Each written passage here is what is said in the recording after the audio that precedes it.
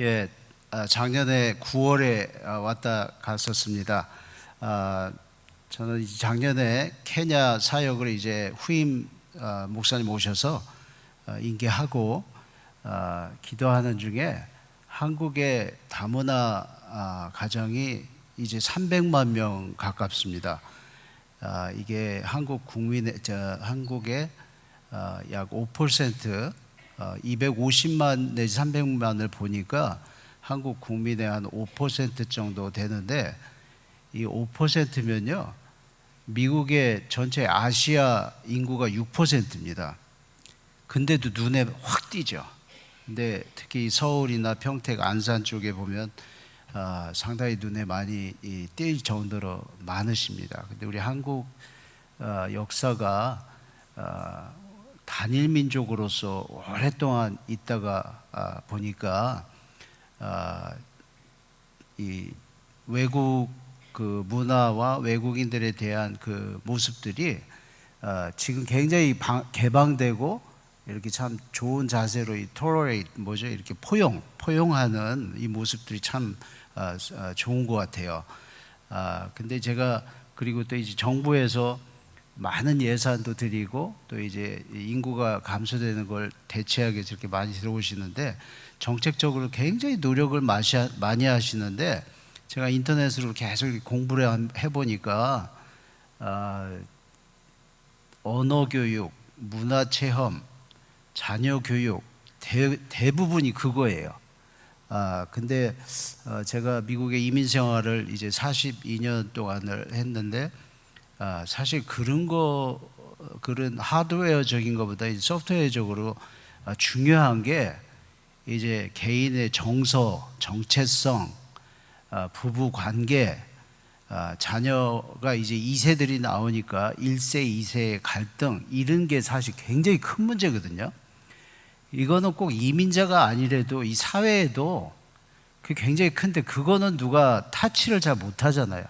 그래서 제가 그 부분에 이제 관심이 많이 생겨서 행안부에 올려서 제가 뭐 행안부 초청 정도는 아니었고요. 금년에 우선 20번 정도 강의를 해봐라 이렇게 이제 허락을 받고 이제 다음 주부터 시작을 합니다. 많은 기도해 주시고, 앞으로 한국 사회의 큰 숙제로 보입니다.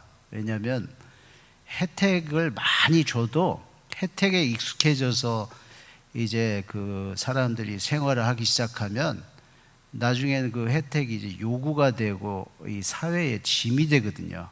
그래서 저는 그분들의 정서와 그 다음 단계는 이제 좋은 시민 의식, 그 다음 단계는 이제 애국심, 그 다음 단계는 이제 홍익 인간. 저는 이제 그 커리큘럼을 짜놨는데 아직은 그냥 그 가까운 그 주제들이 요원한 것 같아요. 앞으로 갈 길이 멉니다. 기도 많이 해주시고 잘 될 수 있도록 인도해 주시기 바랍니다. 잠깐 기도하겠습니다. 하나님 감사합니다. 이제도 또 이 귀한 강단에 섰습니다. 부족한 저의 모습이지만 또 우리 인간의 언어를 사용하지만 성령님께서 함께 해주셔서 성령님의 그 마음과 감동함과 또 깨우침과 인도하심 있게 도와주시옵소서. 예수님 이름으로 기도했습니다. 아멘. 자, 이 사사 시대의 모습은 저희들이 잘 아는 대로 사람들의 그 하나님의 은혜로 받은 그 땅에서 살면서 그렇게 경고를 했건만 타락을 하게 되고 죄를 지어서 또 하나님께 심판을 받고 또 멸망도 받고, 그럼 또 부르짖으면 하나님이 다시 구원을 해주시고 하는 이런 그 반복이 계속 되는 거죠. 마치 우리 사람들이 아무리 하나님을 잘 믿고 이렇게 살다가 또 잘 믿어서 하나님이 복을 주시면, 환경이 좋아지면, 조건이 좋아지면 또 이제 잘못하고 타락하고, 그러면 또 그래서 하나님께 부르짖고, 그럼 또 용서받고 다시 회복하고, 이런 반복이 사사기에 보면 7번이나 사이클로 돌아갑니다. 이건 무슨 말이냐면 우리 인간은 할 수 없어요. 여러분, 우리가 죄를 짓기 때문에 죄인인 것도 있지만 죄인이기 때문에 죄를 짓고 사는 거예요. 이 워치마니가 했던 말이라 유명한 말이지만 좀 위험한 말이기도 하잖아요.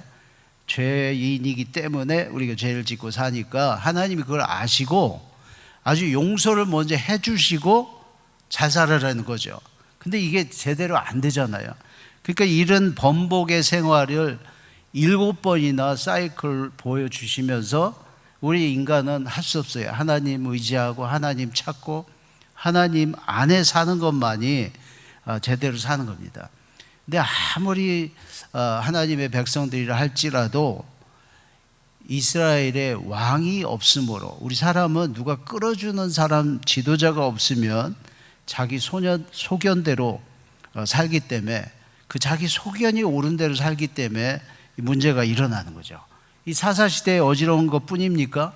지금도 요즘 그 사회의 변화를 보면 옛날에 그 오랜 세월 동안에 묵묵히 흐르던 그 사회 흐름에 비해서 요새는 뭐 너무 이 변화가 빠르잖아요.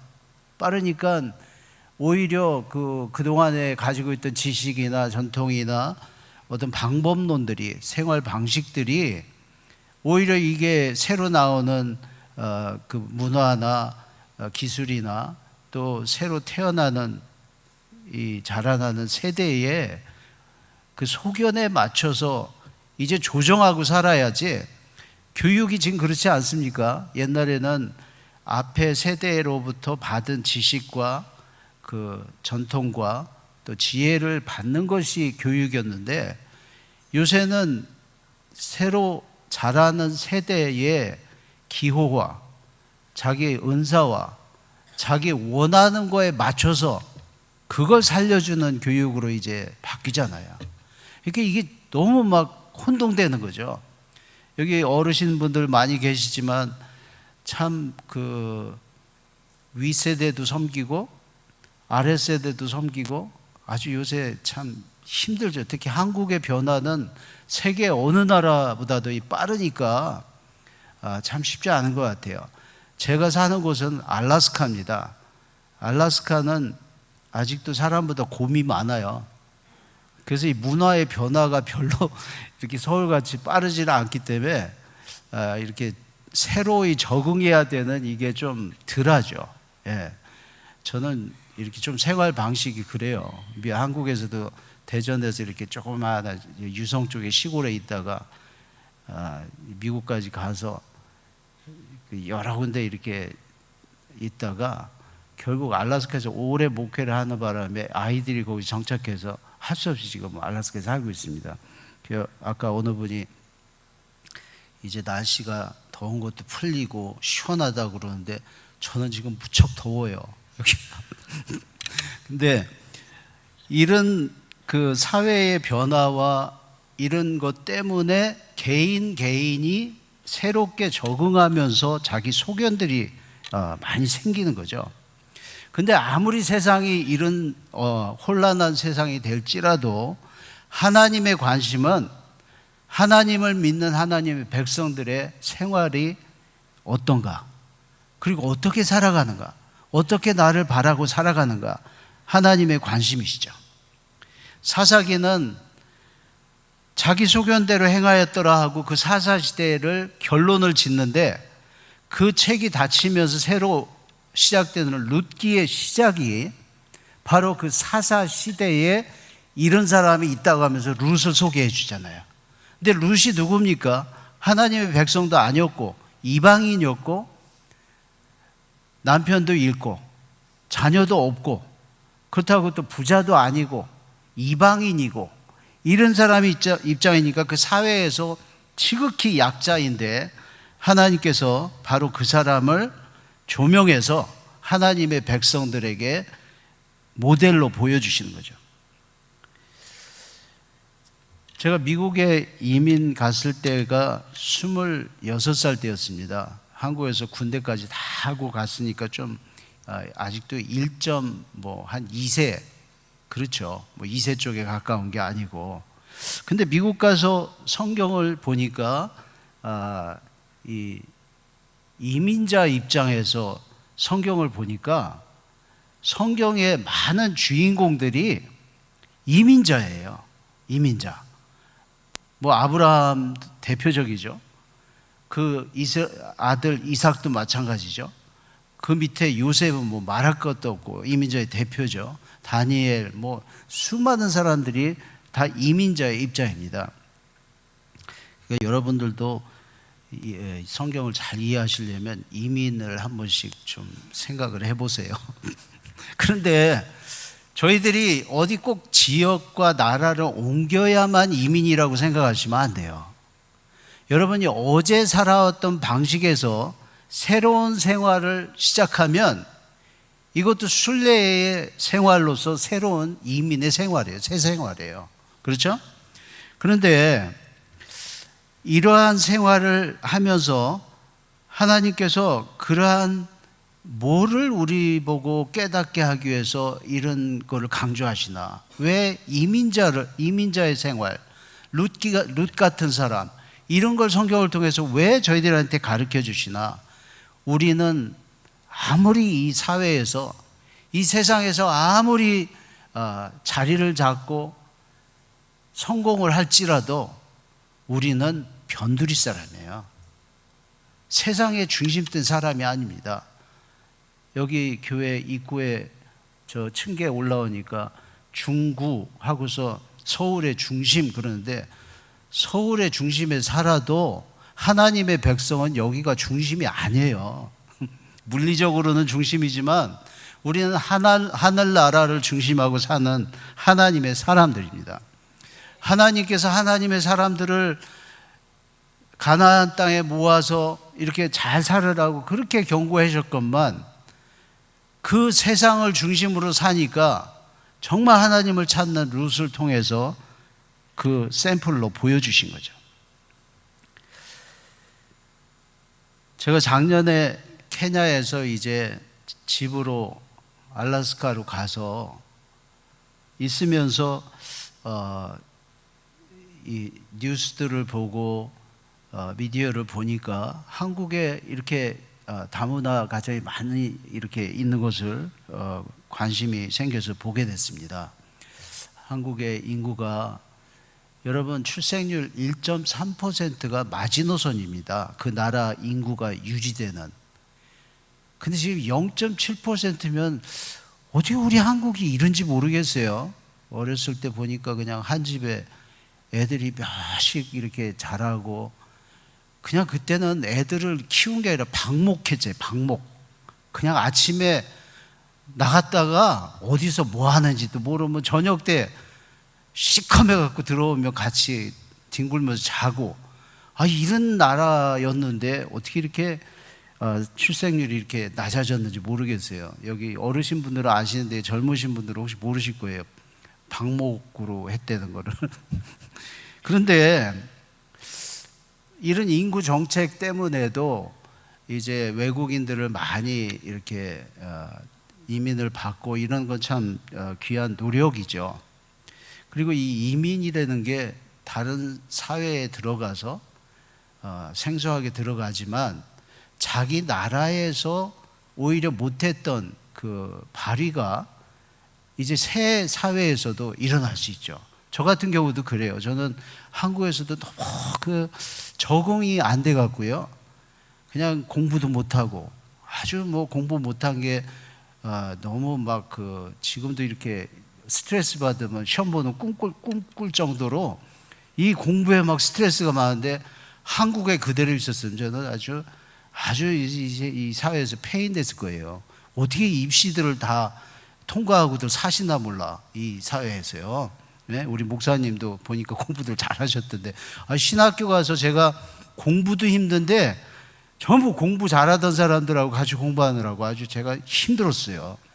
그런데 이런 사회 속에서 저희들이 아무리 적응하고 잘 나가도 이게 저희는 하나님께서 관심 갖는 게 그게 아닙니다.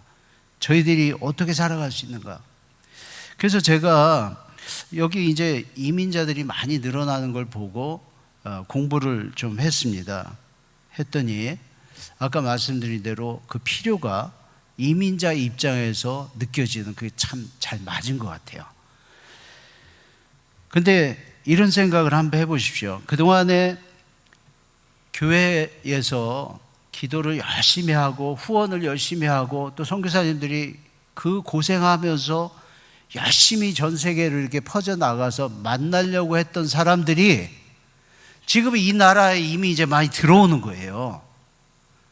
이 말은 무슨 말입니까? 하나님 입장에서 보시면 여러분들은 여기 가만히 앉아 살고 있으면서 이제 선교사님이 되신 거예요. 선교사들이 나가서 그렇게 힘들게 만나려고 했던 사람들이 지금 와서 여기서 같이 사시는 거예요. 여러분들이 이제 다 선교사예요. 선교사.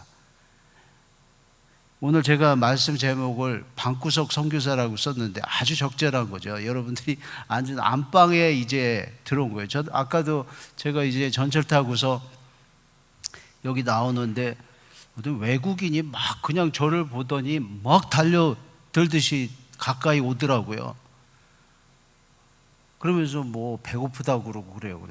아니 이게 내가 지금 미국에 와 있는 건지 한국에 와 있는 건지 이게 혼동이 되더라고요. 근데 저희들이 갑자기 앉은 상태, 여기서 사는 상태에서 이렇게 외국인들이나 또 믿지 않는 사람들이 옆에 같이 더불어 살 때에 저희들이 어떻게 선교사처럼 살 수 있을까? 우리는 선교사 그러면 특별히 준비를 하고 교회에서 파송을 해주고 또 임명을 하고 뭐 이런 좀 일부러 준비하는 이런 모습을 생각하지만 하나님이 원하시는 방법은 그게 아닙니다. 물론 그런 분들도 필요하죠. 이스라엘에 왕이 없어서 사람들이 마음대로 살아가는 그 사회 속에 룻이 사는 모습이 특별히 무슨 디그리를 땄다든가 자격을 땄다든가 어떤 위치에 서서 사람들에게 영향을 끼친 게 아니었어요. 그냥 자기 주어진 삶에서 살면서 영향을 끼치고 하나님 눈에 띄었던 것입니다.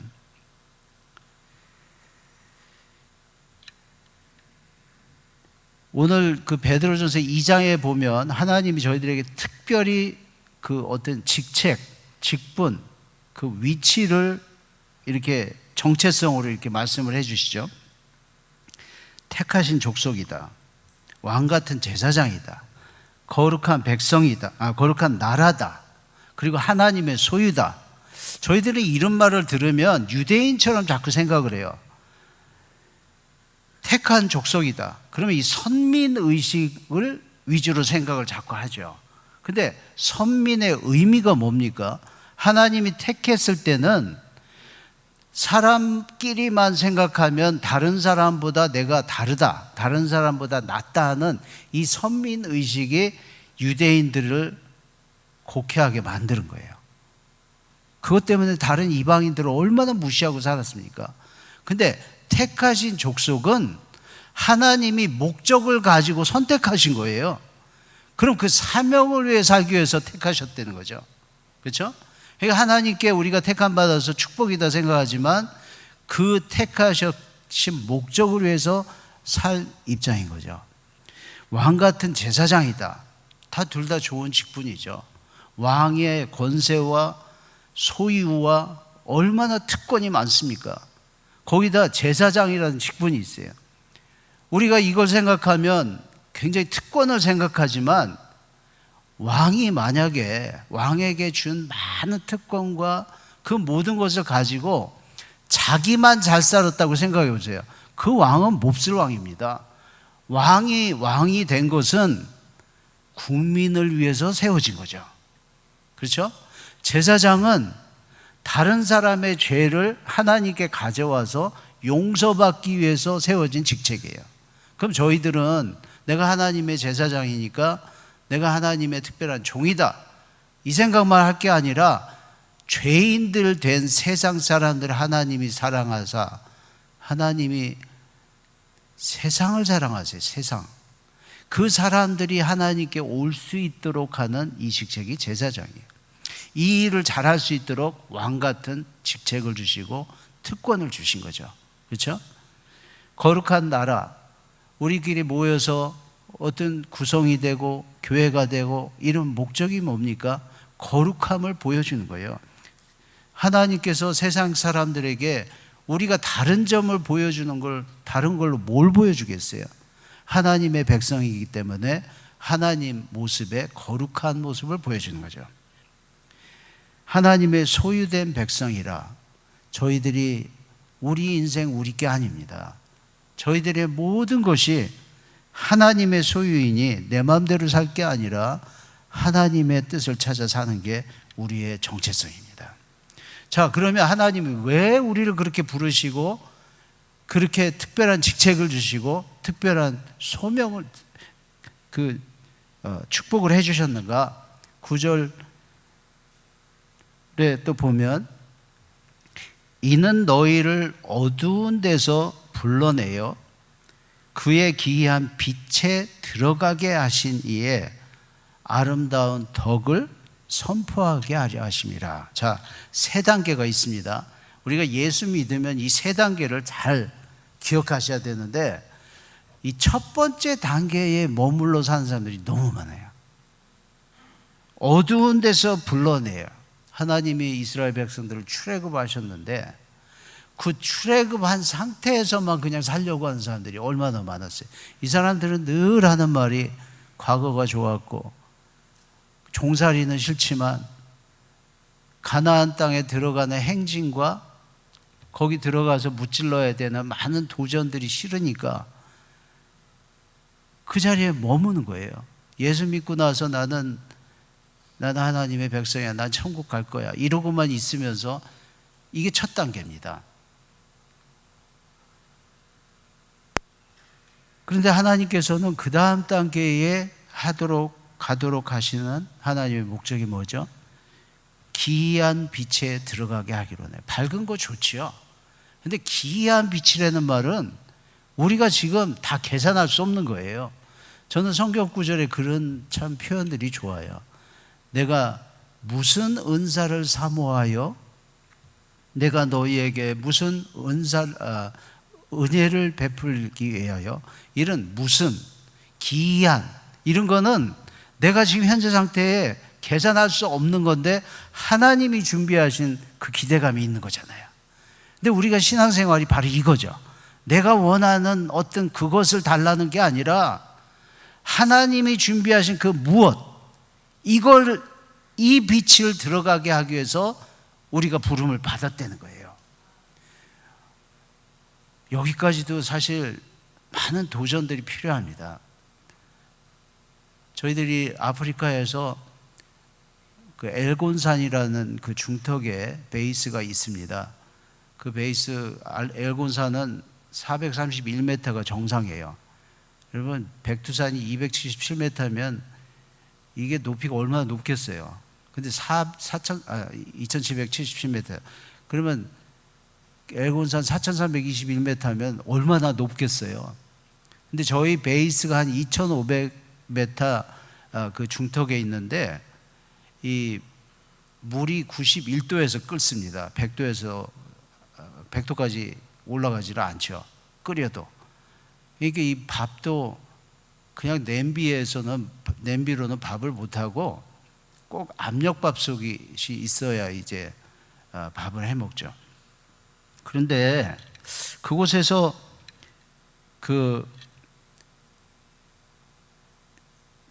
제가 지금 딴 데로 빠졌어요.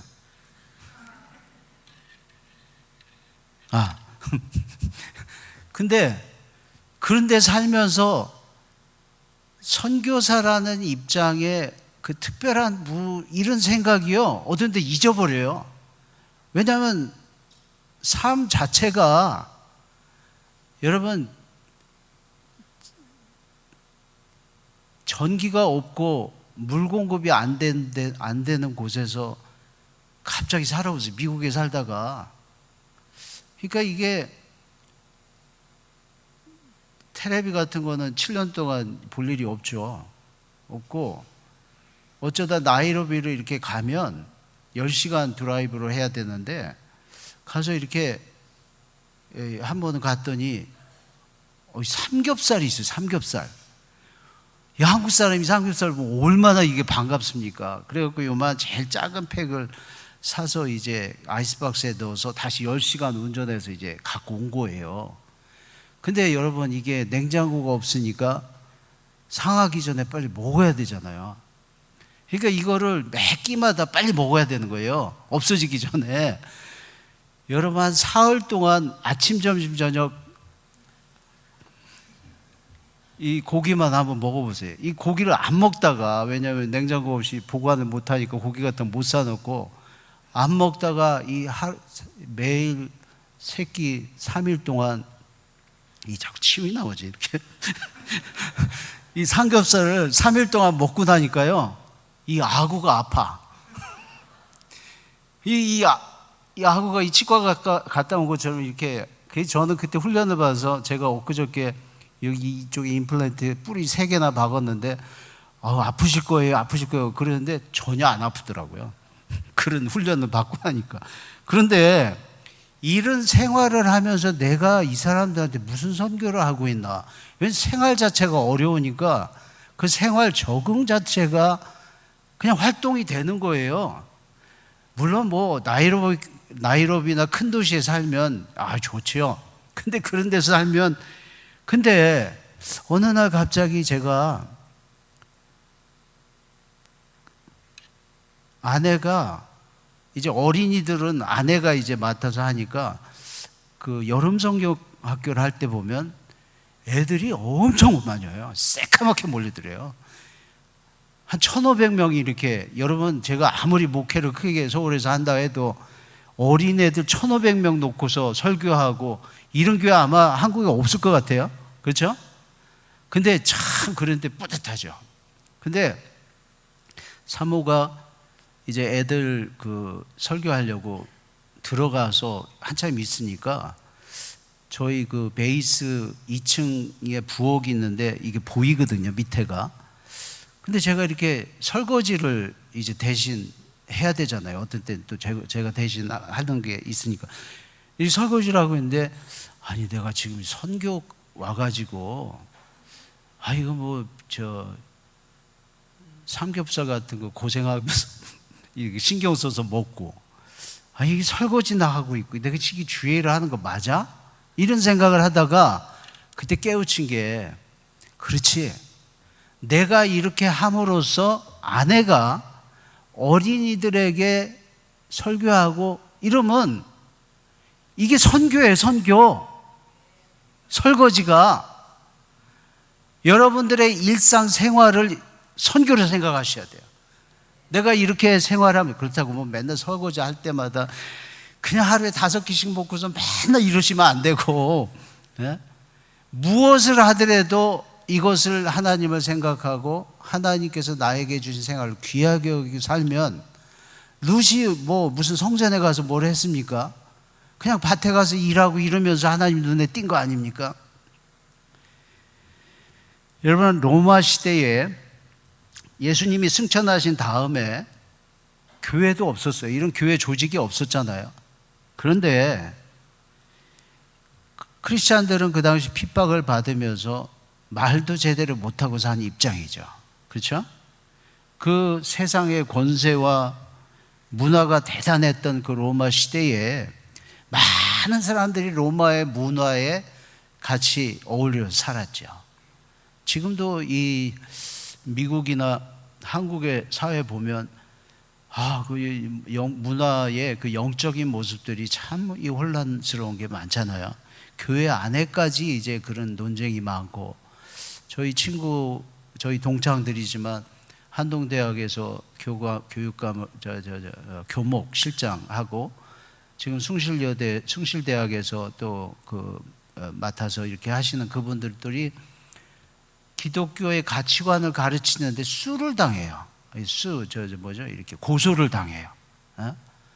근데 이런 걸 보면 기독교 학교 안에서도 이런 문화 속에 살 때에 얼마나 이 크리스찬들이 위축이 됩니까? 근데 로마 시대에는 그 정도가 아니라 이제 핍박을 받고 죽음을 당할 수 있는 이런 때에 그 로마 주민들 앞에 초라하게 살고 있는 이 크리스찬들, 이 성도들이 아주 지극히 작은 이 성도들의 영향이 그 세계 제국인 로마를 기독교 국가로 만들었어요. 여러분, 바울 사도가 얼마나 선교를 많이 다녔습니까? 전도를. 그리고 이 사람이 막 그 마음에 끓는 소원이 있었는데, 내가 그동안에 이 아시아다 그 당시에 세계로 본 그 3차 여행을 하면서 전도를 많이 했는데, 이분의 마지막 소원은 저 로마에 가서 내가 복음을 전하고 싶다. 죽을 때까지 이게 소원이었잖아요.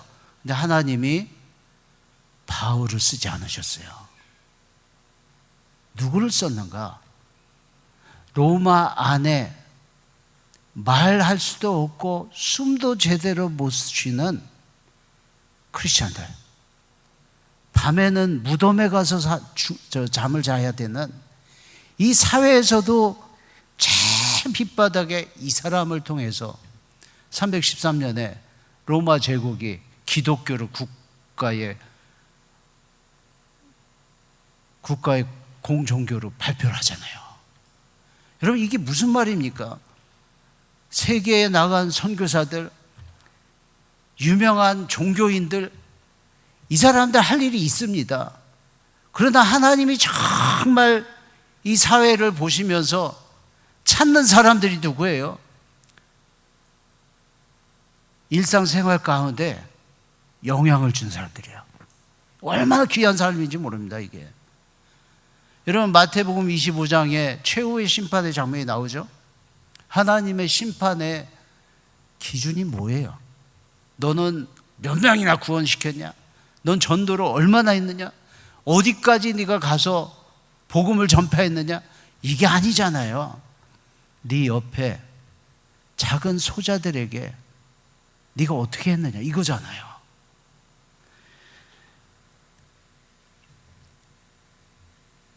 그동안 우리가 그렇게 힘들게 만나려고 했던 사람들이 옆에 지금 와 있습니다. 외국인뿐만 아니에요. 우리 생활 주변에 믿지 않는 사람들, 아직 하나님과의 관계에 나보다 멀리 있는 사람들, 이 사람들 앞에 내가 선교사예요. 저는 그동안에 미국에서 어린이 사역, 고등학생들 청소년 사역, 청장년 사역, 어른 사역, 이것도 다 하고 아프리카까지 가서 선교사 사역을 하고 이제 한국에서 새로운 사역을 이제 시작합니다. 그런데 제가 얼마 전부터 그런 생각이 많이 들어요. 제가 개인적인 얘기를 해서 죄송합니다. 그러나 오늘 말씀의 예화에 꼭 적용이 될 수 있는 말씀 같아요. 저에게는. 지난 40년 동안 저희 이제 올해가 결혼 40주년인데요. 40년 동안 살아온 아내의 믿음이, 저는 그동안에 이제 제가 목회자니까 저를 사모로서 이제 그 서포터하는 어떤 그런 위치에서 서로 그렇게 보고 살아왔는데, 요즘 아주 귀하게 보이는 믿음은 뭐 이렇게 남 앞에 서서 이르는 모습이라기보다 하나님도 그걸 많이 주목하실 것 같아요. 매일 같이 사는 사람 옆에 믿음의 모습이 무엇이었나? 여러분, 우리 교회 오면 다 좋은 성도로 이렇게 살죠. 그리고서 이제 예배 잘하고 집에 가다가 뭐 먹을까? 치킨 먹자, 짜장면 먹자, 이러다 싸우는 부부들도 있더라고요. 우리도 그 전도사 시절에 가끔 애들 데리고 오늘 한번 회식 한번 하자. 그 나가다가 뭐 먹을까 하다가 괜히 다투고 집에 간 적도 있어요. 근데 그런 장면, 바로 일상생활에서의 거기서의 그 모습에서 하나님이 믿음을 보고 싶은 거예요.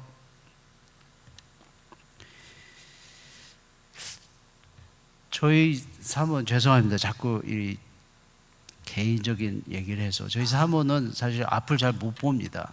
그런데 저는 한 번도 우리 사모가 이렇게 어둡거나 비관적이거나 뭐 물론 저하고 이제 다투고서 이제 잠시 그러는 거는 좀 있죠.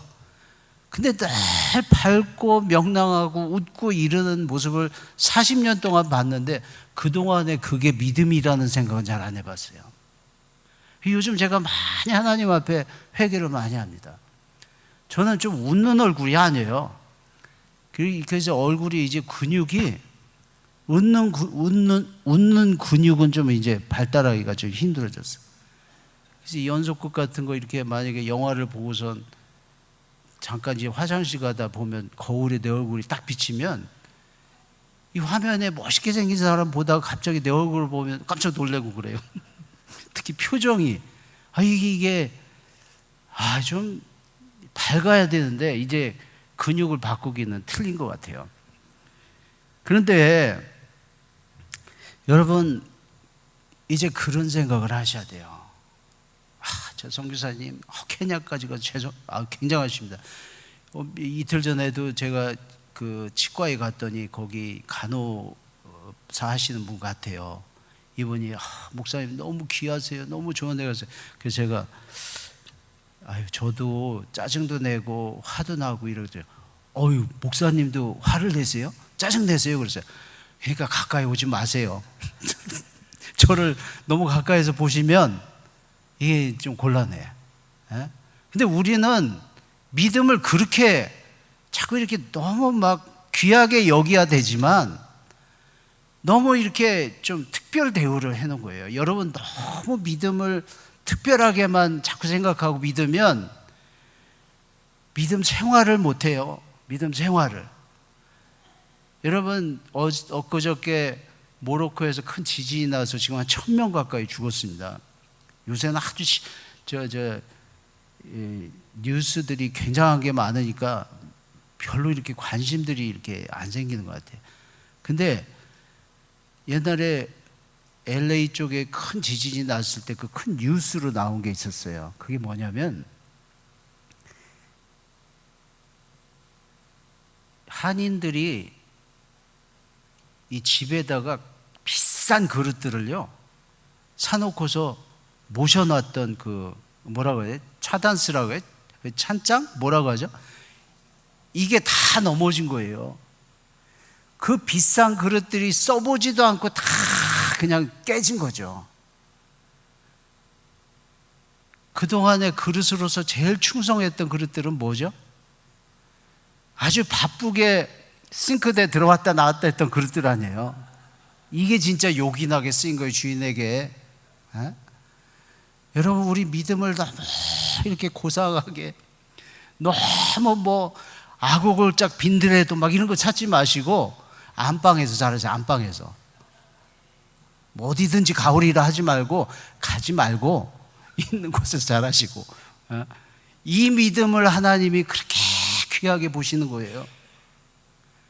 여러분 우리 이 서울이 한국이 얼마나 이 좋은 세상입니까? 나는 좀 그 김대중 주필 쓰시는 분 그 동아일보에 그분 글을 아직도 제가 기억해요. 여러분들도 그거 기억하셔야 돼요. 한국인만 모르는 세 가지가 있대요. 한국인만 모르는. 그 아주 유명한 아리클이었습니다. 첫째, 다른 나라 사람들이 가장 무서워하는 민족들 속에 살면서 나라들 속에 사는데 그 나라들을 무시하는 민족이 우리나라밖에 없대요. 그 사람들이 얼마나 큰 나라들인지를 상관이 없이 산대. 모른대. 두 번째, 다른 나라 사람들이 보면 얼마나 위험한 나라인지 모른대요. 매일 저 위에서 핵을 쏘고 핵 미사일을 쏘고 휴전선이 붙어 있고 이런데 전혀 무섭지 않게 산대. 무슨 뉴스가 나와도 이제 사재기도 안 해. 사재기도. 그죠? 너무 평범하게 잘 산대요. 세 번째, 얼마나 잘 살고 있는지 모른대요. 우리 개인 삶이. 여러분 이 서울만큼 대중교통이 이렇게 발달한 데가 어디 있습니까? 화장실? 전 세계에 이런 나라 없어요. 근데 이렇게 세계 사람들이 저렇게 잘 사는 나라 사람들이 뭐라고 부르냐면 헬 조선이라고 불러. 야, 이런 게 이런 게 지옥이면 도대체 우리 한국 사람들은 얼마나 더 잘 살아야 잘 산다고 하겠냐고요.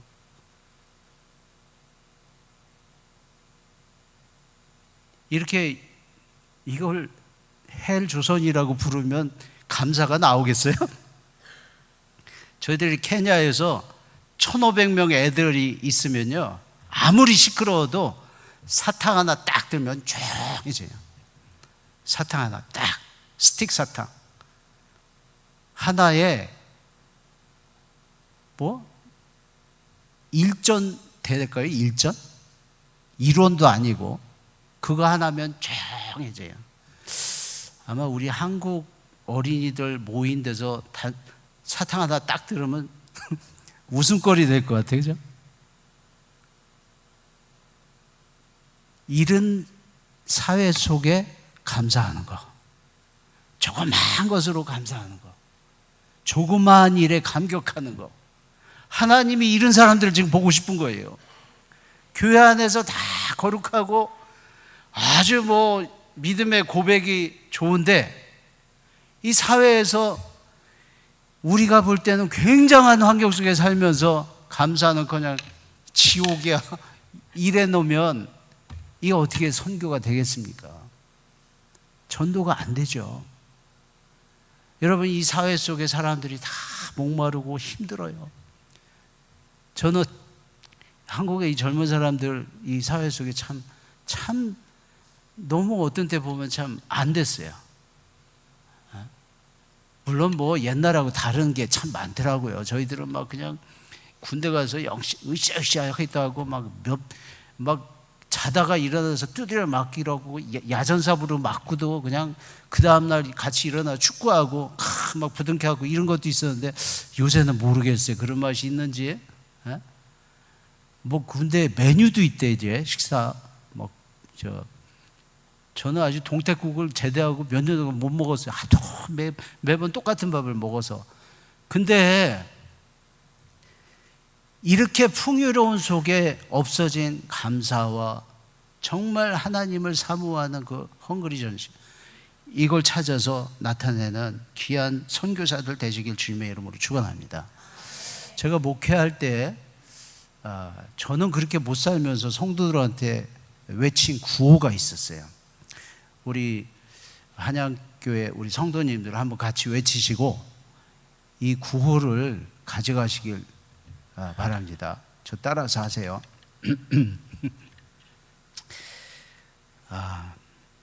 이거 오래간만에 제가 외쳐봐서. 자, 첫째, 내가 그 사람이다. 하나님이 말씀하신 어떤 그 위대한 일을 누군가 한다고 생각하지 마세요. 하나님이 나한테 기대하세요. 내가 그 사람이다. 자, 두 번째, 여기가 그곳이다. 하나님, 내가 아고골장에 보내시면 내가 어떻게 하겠습니다. 우리나라 사람들의 믿음은요, 좋은 믿음이 순교를 하든가, 그냥 어디 남이 못하는 걸 하든가, 막 이런 걸 좋은 믿음으로 너무 훈련을 많이 받아요. 그런 시대가 있었죠. 근데 지금은 그런 시대가 아니잖아요. 조그마한 일에도 희생할 줄 알고 양보할 줄 알고 이런 믿음이 필요하죠. 하나님이 그걸 보고 싶은 거예요. 그냥 내가 이슬람권에 가서 목숨을 바치겠습니다 이래놓고 집에서는 야 청소 좀 해라 그럼 내가 왜 안 하고 말이야. 이 믿음이 이게 문제죠. 마지막, 오늘이 그날이다. 하나님 나를 언젠가 이만큼 키워주시면 나를 이렇게 해주시면, 그 옛날에 이제 목회할 때 어느 분이 꼭 그 말을 그렇게 몇 번 와서 하더라고요. 미국 사람이었는데요. 패스터, 자기를 위해서 기도 좀 해달래. 뭐냐 그랬더니 자기가 일주일에 한 번씩 꼭 복권을 사는데 이게 100만 불짜리 붙으면 내가 꼭 11조를 하겠다는 거예요. 그래서 제가 꼭 대답이 뭐냐면 11조 지금 하라고. 지금부터. 여러분, 10,000원에서 11조 1,000불 하기 힘든 사람이 무슨 100만 불이 됐을 때 10만 불을 하냐고요. 못합니다. 그러니까 정말 복 받고 싶으면 조그만한 일에 잘하죠. 조그만한 일에. 이게 습관이 돼야 큰 것도 하지, 조그만한 거 우습게 보고서 큰일 벼르는 사람들은 아무것도 못합니다. 여러분, 옛날에 김기수라는 권투 선수 아시는 분 계시죠? 에? 이거 언제 제 예화 한번 드렸던 건데 70년대 전에요. 여기 명동에서 챔피언 다방도 하셨어요. 제가 내가 가봤어요. 옛날에 챔피언 다방. 근데 이분이요, 은퇴하면서 특별 발표를 했어. 이분이 맨날 그 챔피언이 되고 방어전을 할 때도 이분의 왼손이 무섭다는 이 소문을 이게 있었어요. 영화도 나왔어요. 왼손잡이 사나이. 그러니까 이 상대방이 늘 왼손을 조심하느라고 오른손을 진탕 두드려 맞는 거야. 잽으로만 생각한 거죠. 근데 은퇴할 때 뭐라고 한지 아세요? 나는 왼손잡이가 아니었습니다.